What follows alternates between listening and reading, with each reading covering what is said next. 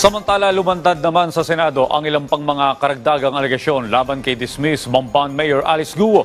Samantala, naungkat rin sa pagdinig ang muling pagtakbo umano ni Guo sa pagka-alkalde ng Tarlac. Si Daniel Manarastas sa detalye. Si Alice Guo nga ba talaga ay spy? Yan ang malaking katanungan sa pagpapatuloy ng pagdinig ng Senado tungkol sa mga pogo at mga alegasyon laban sa dating alkalde. Pero inilabas si Senadora Risa Hontiveros ang interview ng kanyang opisina kay Wang Fuji. Si Wang ay nakasama umano si Xie Zhijiang sa kulungan sa Thailand pero kalaunan naging acquitted din. Magugunitang si Xie Zhijiang naman ay sinasabi umanong Chinese spy kung saan lumutang sa dokumentaryo ng Al Jazeera ang alegasyon na spy umano si Alice Guo. Sa video interview na inilabas ni Hontiveros, sinabi ni Wang na kaibigan niya si Xie. At matapos lumaya ni Wang, pinagkatiwalaan daw siya ni Xie ng declassified na dokumento. Binigyan daw siya ng access ng mga sinasabing top secrets na dokumento. At base sa interview, mabibigat ang aligasyon na pinakawalan niya kay Alice Guo. 郭华平并不是什么特殊的，只是正好有一份他的国安背景的资料在里面，他的情况和佘志良先生有很多相似的点。 Ayon kay Wang, napaulat na iniipit na umano ng Chinese government si Xie Zhijiang matapos ang kanyang revelasyon. Handa rin daw si Xie na makipagtulungan sa Philippine government. Bukod sa alegasyon ng pagiging espiya, may isa pang pinakawalang alegasyon si Wang laban kay Guo.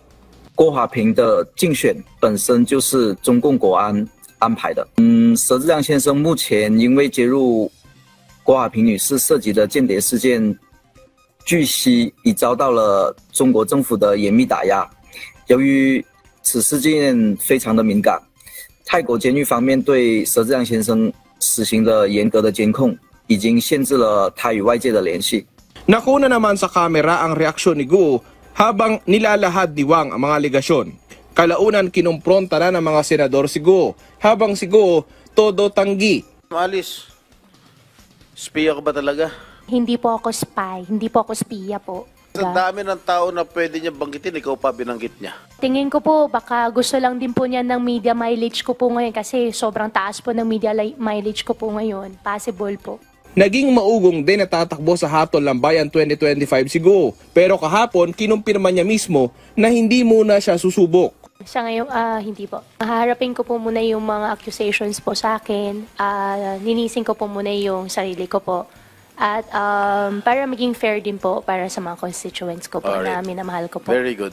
Nakakasalukasok po ang isang kagaya ni Guo Huaping na napatunayang hindi tunay na Pilipino na nagpa-file ng Certificate of Candidacy para tumakbo bilang alkalde.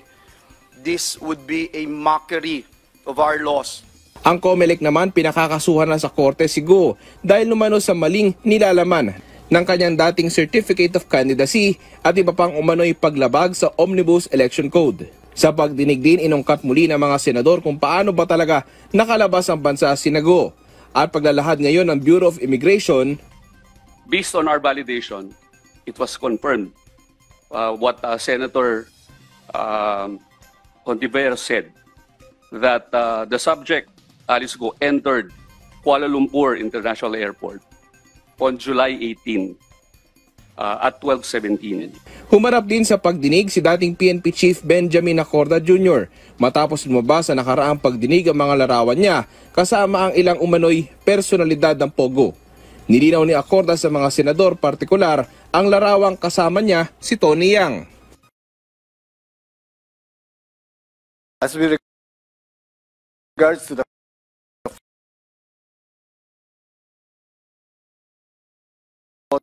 with Mr. 2020, ako being Director of National Office 10 in Cagayan de Oro City. I met him not on personal basis, but him representing a business group in Cagayan de Oro City. Honestly, Your Honors, during that time, wala pa akong natanggap na impormasyon patungkol sa warrant of arrest niya. Daniel Manarastas para sa Pambansang TV sa Bagong Pilipinas.